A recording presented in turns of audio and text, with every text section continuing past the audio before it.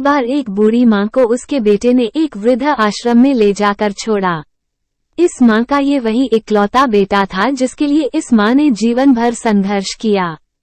इस बेटे के लिए वो सब कुछ किया जो एक माँ को करना चाहिए या माँ कर सकती हैं।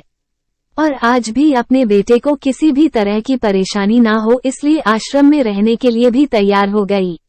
वृद्ध आश्रम में रह रही माँ हमेशा अपने बेटे को याद करती मगर बेटा केवल साल में एक बार उसको मिलने जाता या फिर फोन पर बात कर लेता।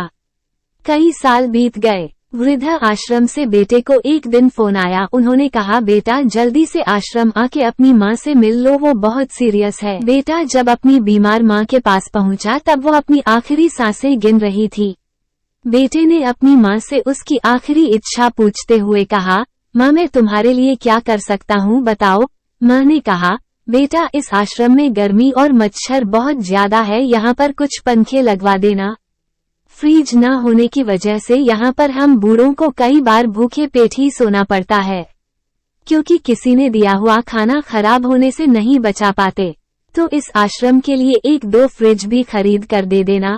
बेटे ने अपनी माँ की सारी बात सुनी और अपनी माँ से पूछा, आपने इतने साल यहाँ पर निकाल दिए पर आपने कभी भी यह बातें मुझसे नहीं कही, और अब जब आपके पास टाइम नहीं बचा है तब आप ये सब कह रही है, ऐसा क्यों? माँ ने बेटे को जवाब देते हुए कहा, बेटा मैंने गर्मी, भूख और पीड़ा सहन कर ली, लेकिन मुझे पता है जब तेरे बच्चे तुझे यहाँ पर छोड़कर जाएंगे तब तू ये सब सहन नहीं कर पाएगा, इसीलिए तेरी सुविधा के लिए मैं तुझे ये सब लगाने के लिए कह रही हूँ। दोस्तों, माँ की ये आखिरी लाइनें किसी भी बेटा या बेटी की आंखें खोलने के लिए सक्षम है।